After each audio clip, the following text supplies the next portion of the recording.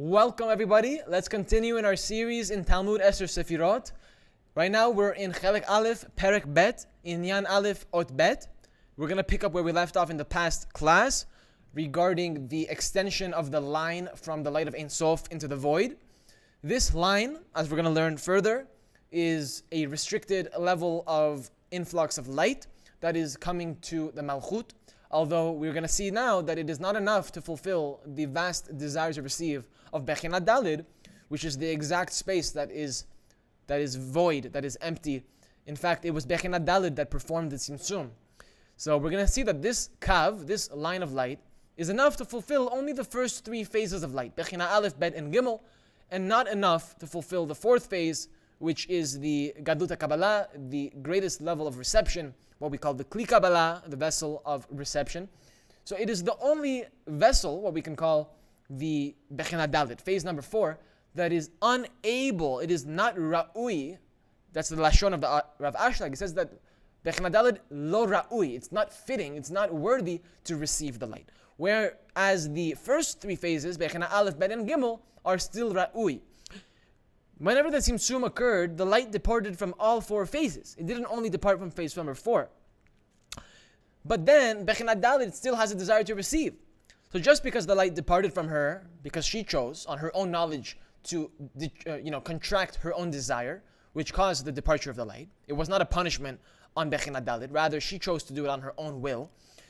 So even though that she's now empty, and the previous three phases are also empty now, she still had a desire to receive. She simply restricted it. She simply held back on fulfilling and satisfying this great big desire. But she still had it. She still had the desire to receive. So because of her desire to receive, Bechinat Dalid pulls the light. Bechinat Dalid is the one that pulls the light. But the ones that receive the light is only Bechinat Aleph, Bet, and Gimel. And that's what we call the kav. The kav is the line of light that inhabits Bechinat Aleph, Bet, and Gimel, but not Bechinat Dalid, even though it was Bechinat Dalid that pulled it in the first place. So Bechinat Dalid has the power to pull the light, but she restricted the reception in her own phase. But the first three phases, Bechinat Aleph, Bet, and Gimel, still received the light. So I might be going a little bit fast, but I just wanted to say that, up front, before we get into the Perush of Rav Ashlag. So let's see what Rav Ashlag has to say on this exact Inyan regarding the extension of the line from the light of Ein Sof into the void. So even though the desire to receive is spiritual,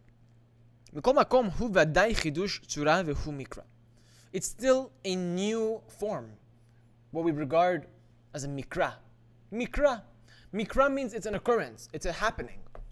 Something that happens, an incident that occurs, something that occurs. What does this mean? It means that in the light of Ein Sof itself, there is no change. There is no incidence. There is no occurrence. There is no difference. There is no alteration.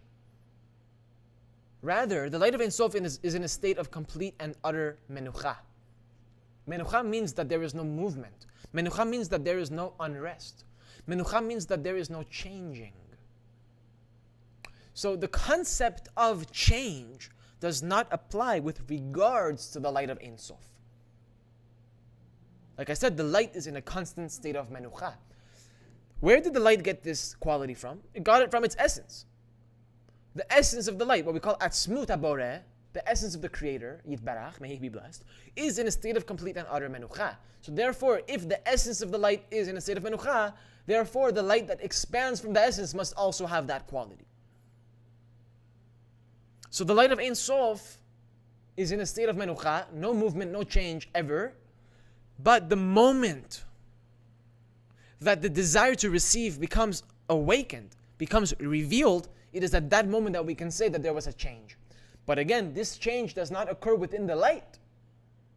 Rather, this change is from the perspective of the vessel. From the perspective of the void that remains after the Tzimtzum, it is only within this new created world of choshech, of darkness, that we perceive a difference between the light and the vessel. But from the light's point of view, there is no such thing as darkness. The light doesn't know darkness. The light does not know darkness. The light of Ein Sof exists in a level of consciousness that precedes the Tzimtzum. Precedes the Tzimtzum. Remember that before the creation of the world, there was the Or Ein Sof. It is specifically before the creation. That means before the Tzimtzum. So the light of Ein Sof transcends all limitation. The light of Ein Sof transcends all darkness and lack. In fact, there is not even a single space in all of reality before the Tzimtzum that experiences lack. The entire reality was completely and utterly fulfilled by the light of Ein Sof before the Tzimtzum. It is only after the Tzimtzum that the very concept of lack is born. So this concept of lack, this revelation of a desire to receive, which only becomes apparent after the Tzimtzum, meaning after that the light of Ein Sof departs from Nekudah Sayit, because of the Tzimtzum that the Malchut of Ein Sof chose to perform, only then do we discern such Chidush Tzura, the concept of a new form, something that did not exist before. What is it that didn't exist before? What is the Chidush? What is the new innovation that never existed before? Ratzon lekabel, the desire to receive. Like we've explained time and time again on this channel, before the Tzimtzum, Hu Shmo Echad, the light and the vessel, the desire to give and the desire to receive were one. Completely and utterly in a state of Achdut Pashut, simple unity. There was no discerning of a desire to receive. There was no such thing as lack. Because the desire to receive implies that there is some sort of a lack. There is some sort of a darkness that needs to be fulfilled, that needs to be corrected. Before the Tzimtzum, there was no such thing. There was no space that required tikkunim. There were no spaces that were able to receive anything. You could not add anything to the Ein Sof. It is only after the contraction, when the concept of lack is born, that you can then say that tikkun and reception is possible. The concept of rectification and correction can only apply in a context that has flaw, that has a need for correction. And there is no such flaw, there is no such need for correction before the Tzimtzum. Again, only after the withdrawal of the light from the Malchut of Ein Sof does it become revealed that she is different. She is different from the light of Ein Sof. And because of this realization, she is no longer fitting to receive the light. Because difference breeds distance. That's the rule in spirituality. So the moment that the light departed, and this desire to receive that exists within the Malchut of Ein Sof was revealed, it is only now that we can use the terminology of Chidush Tzura. Ve Mikra. Not only Chidush Tzura, not only is it a new innovation, a new creation that didn't exist before, meaning it never existed in the light of Ein Sof. The concept of desire to receive doesn't exist in the light. Not only that, but it's a Mikra. Mikra means it's a happening. It's an occurrence. It's an incident. Remember we said that the light of Ein Sof is in the state of Menucha? What does that mean? It never changes. Okay, what does that mean? That means that there is no events, there are no occurrences, there is nothing that happens. Because in order to say that something happens, that means that it is a deviation from what once was. To say that something happened means that it is a deviation from what once was. That's what it means to say that it happened. That means that before it wasn't. And now it happens to be. It happened to be. It was an incident. It was an occurrence. It happened to occur. There is no happenstance in the light of Ein Sof. There are no events that occur in the light of Ein Sof. There is no activity. There are no alterations, no changes, no differences that could ever take place. Not by any stretch of the imagination in the light of Ein Sof. So the reason I'm reiterating it so much is because it's very important to understand this principle before you move on. If you don't ingrain this principle in your memory before moving on, then you will be very confused in the coming sentences. So the light of Ein Sof, there is no chidush, there is no shinui, there is no mikra. But with regards to the vessel, with regards to the desire to receive that becomes revealed after the tzimtzum, it is only then that we can use this terminology, that it is a chidush tzura, that it is a mikra, that there is a shinui tzura, the concept of a change in form, a difference in form. Those only apply with regards to the vessel, never with regards to the light. I want to make sure that that is extremely clear. The reason why that this is the case, that the concept of change, chidush and mikra only apply to the vessel but not to the light, is because they do not necessarily exist. They do not exist by necessity, meaning with regards to the atzmut, with regards to the essence of God. They do not exist in the essence of God. They are not a necessary existence. The desire to receive is not a necessary existence. It is an emergent property. It's an emergent quality that comes as a result of the tzimtzum. The first existence is not the desire to receive, rather it is the desire to give. The desire to give is a necessary existence because the essence of God desires to give, the light wants to give. But the desire to receive is an emergent property that comes only after the contraction of the light of Ein Sof from the Malchut of Ein Sof. מה שאין כן באור שנתלבש בו. And once again, this is not true with regards to the light that clothes the vessels. Meaning, the light that actually clothes the vessel is coming from a place that is complete menucha, complete rest. So the light doesn't have any change even after it closes the vessel. Even after it enters the vessel, even still, we cannot say that the light changes. We cannot say that the light experiences any sort of chidush.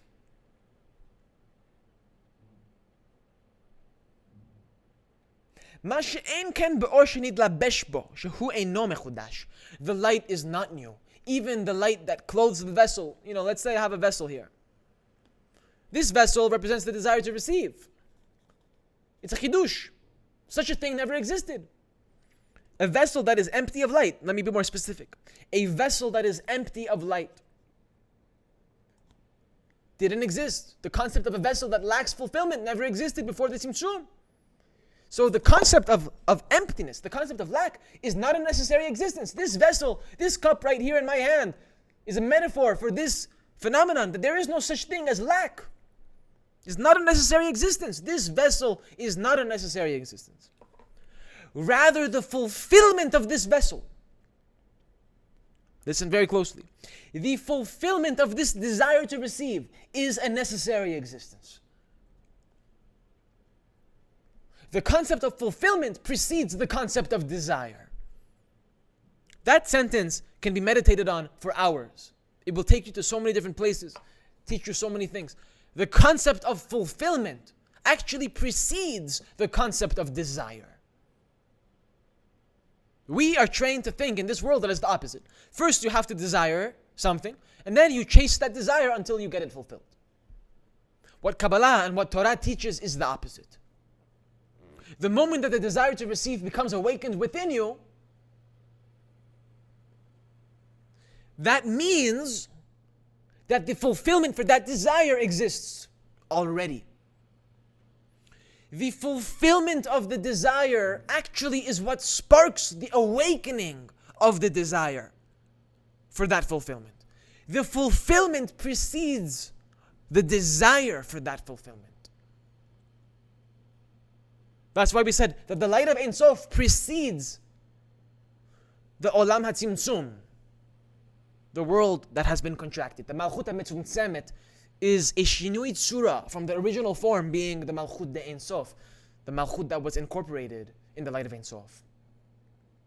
Completely fulfilled by the light of Ein Sof. So the concept of fulfillment, what we call Malchut de Ein Sof, the Malchut that is completely fulfilled by the light of Ein Sof, precedes the concept of desire, what we call Malchut HaMetzumtzemet. The Malchut HaMetzumtzemet is the contracted Malchut, the contracted vessel that is empty, that is in a state of lack, a state of Chalal Panui, empty void. That only comes after the contraction. So what was first was the fulfillment. This is where we actually learn this lesson from, that the fulfillment of the desire actually precedes the desire itself.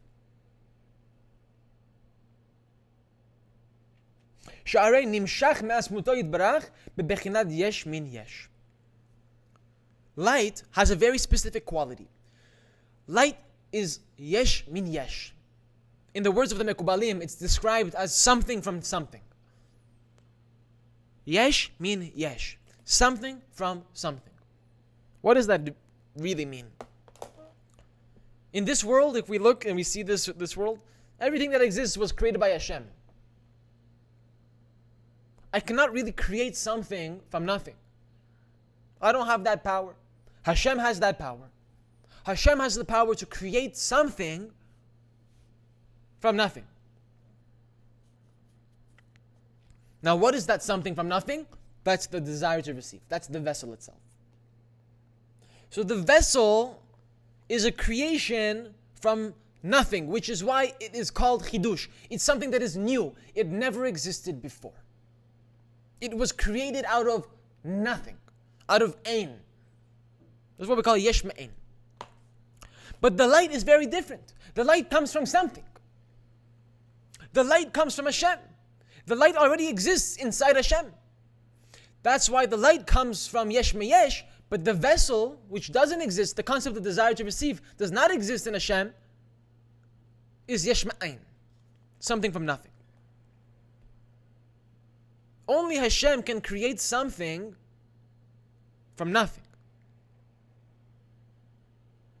And so too, Yesh MeYesh, the light of Ein Sof, comes from something.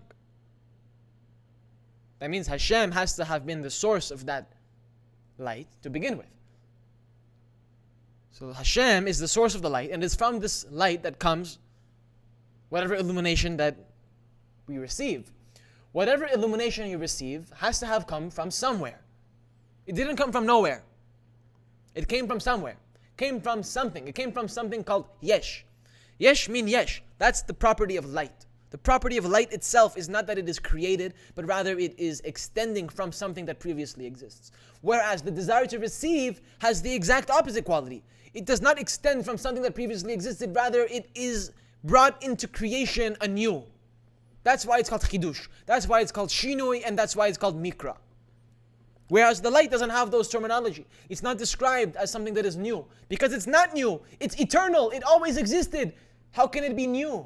How can a light be new? It always was. The light always was because it comes from something. It comes from something that is eternal. It comes from the light of Ein Sof. It doesn't have an end. It doesn't have limitation.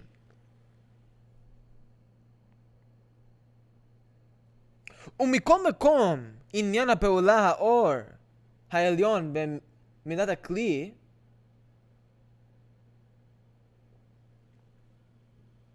דהיינו בבחינה מה שהכלי מתפעל ומקבל מהאור העליון נופל עליו גם כן בחינת חידוש. He says, nevertheless, even though the light comes from Yesh MeYesh, comes from something, the concept of the impact of the upper light on the vessel, meaning how the vessel is impacted and receives from the upper light, upon this, there is a bechinat chidush. There is a chidush. The way that the light impacts the vessel, or rather, the way that the vessel is impacted by the light, to be more precise, what Rav Ashlag himself specifies. First, he says, listen, the light impacts the vessel. Ha'pa'ulat ha'or ha'elyon b'midat ha'kli. The impact of the light on the vessel. This is regarded as a chidush. The impact, not the light. It's not that the light is regarded as a chidush. It doesn't say that the light is a chidush. He says the impact of the light on the vessel. To be more specific, he clarifies, Dehainu bebechinat ma shehakli mitpa'al v'mekabel mehaor ha'elyon. The way in which the vessel is impacted and receives from the upper light. That's a chidush. So who's experiencing the chidush? Who's experiencing this innovation, this newness, this renovation? Who's experiencing this chidush? Is it the light or the vessel? It's the vessel, because the vessel is the one that's being impacted, the one that's being affected by the light that it is receiving. The vessel receives the light, And with every new reception of light, this vessel is being impacted. This vessel is being impacted by the reception of the light. And it is in that regard that the vessel is described as being in a chidush. Every time it receives a new light, that's a chidush.